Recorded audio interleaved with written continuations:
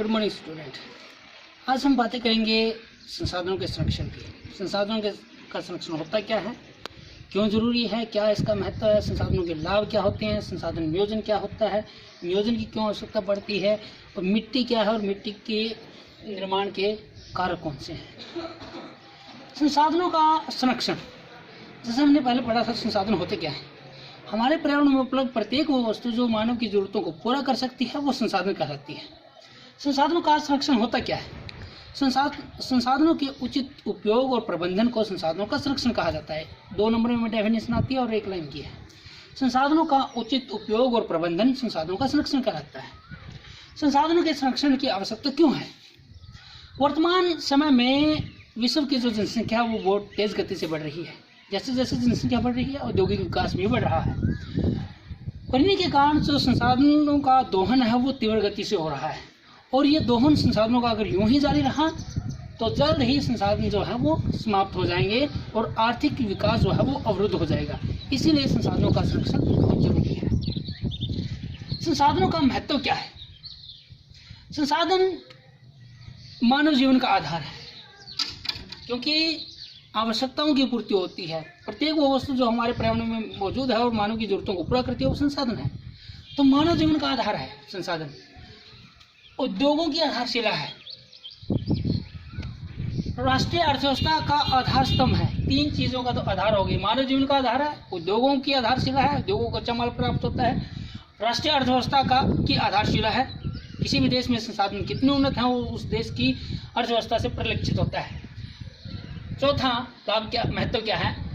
लोगों की आर्थिक शक्ति और आजीविका का साधन है। संसाधनों से ही लोगों की आर्थिक शक्ति का पता लगता है, आजीविका कमाते हैं लोग। संसाधन ही भूमि की सुंदरता को बढ़ाते हैं।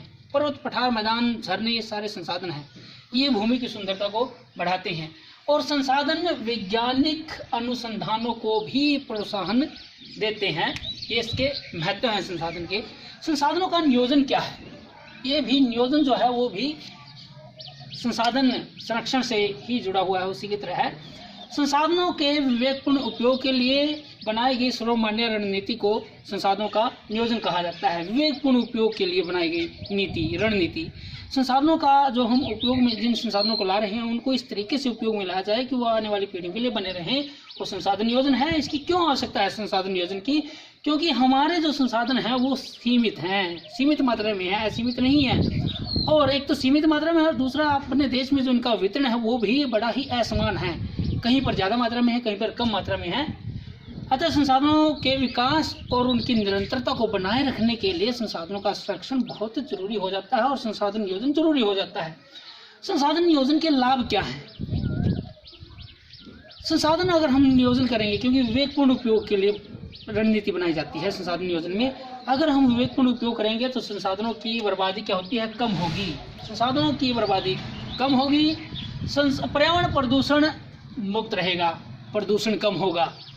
तीसरा, भविष्य की आवश्यकताओं को ध्यान में रखा जाएगा। यानी कि अगर हम विवेकपूर्ण उपयोग करेंगे तो संसाधन जो है वो आने वाली पीढ़ियों के लिए बने रहेंगे। आने वाली पीढ़ियों के लिए संसाधन बचे रहेंगे, वो भी उन संसाधनों का लाभ उठा सकेंगे जिनका उपयोग हम आजकल कर रहे हैं। मिट्टी क्या है, आगे मृदा क्या है।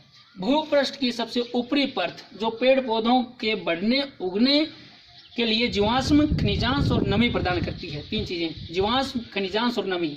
भूपृष्ठ की सबसे ऊपरी परत जो पेड़ पौधों के उगने के लिए, उनके बढ़ने के लिए उन्हें जीवाश्म, खनिजांश और नमी देती है, उसको मिट्टी कहा जाता है। मिट्टी के निर्माण के कारक कौन कौन से हैं। कुछ सक्रिय कारक होते हैं, कुछ निष्क्रिय कारक होते हैं। ये कारक मैंने यहाँ लिखे हैं।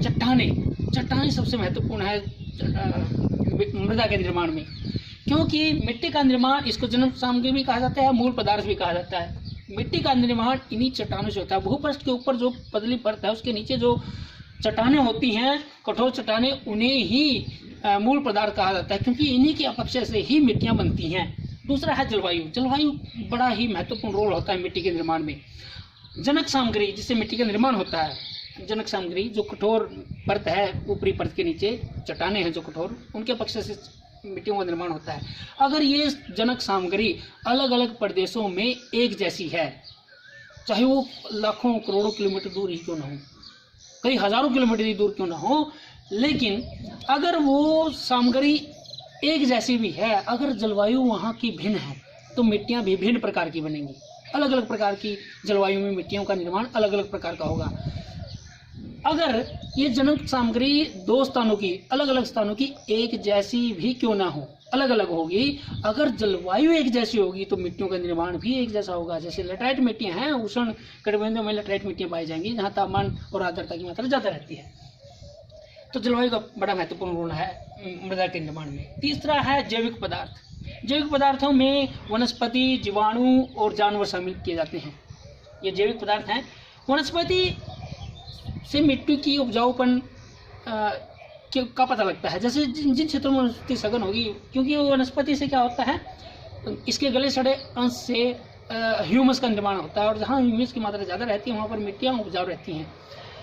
जीवाणुओं का क्या रोल है? जीवाणु जो है वो ह्यूमस पर जीवित रहते हैं।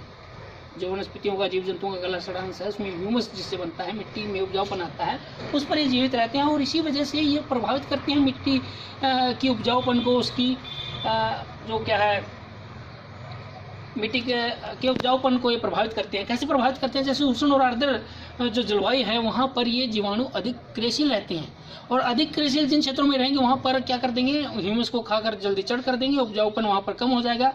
दूसरे क्षेत्र हैं जैसे ठंडे इलाके हैं, इन ठंडे इलाकों में जीवाणु की क्रियाशीलता होती है कम, और जब जीवाणु कम क्रियाशील होंगे तो ह्यूमस वहाँ पर बना रहेगा, और इसी वजह से इन क्षेत्रों में की जो मिट्टियाँ हैं, ठंडे क्षेत्रों की मिट्टियाँ उपजाऊ पाई जाती हैं। ह्यूमस की मात्रा क्योंकि वहाँ पर ज़्यादा रहती है, इस वजह से मिट्टी की उर्वरक क्षमता भी ज़्यादा रहती है। चौथा कारक है स्थलाकृति।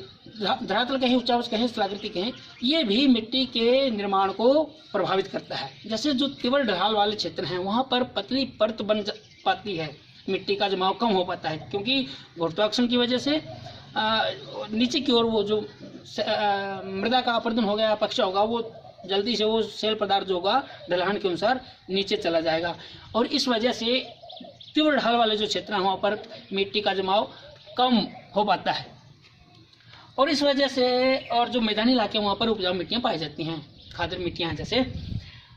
तीसरा पांचवा है समय या विकास की अवधि, भी इसको हम बोल सकते हैं।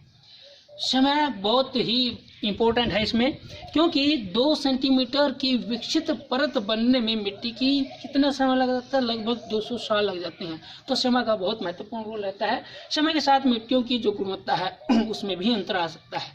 जैसे किस क्षेत्र की मिट्टी अगर उर्वर होगी तो आने वाले टाइम में हो सकता है कि वो उर्वर बन जाए। तो टाइम के अकॉर्डिंग मिट्टी की गुणवत्ता में परिवर्तन आ जाता है। आज के लिए हम करेंगे इतना ही। Thank you.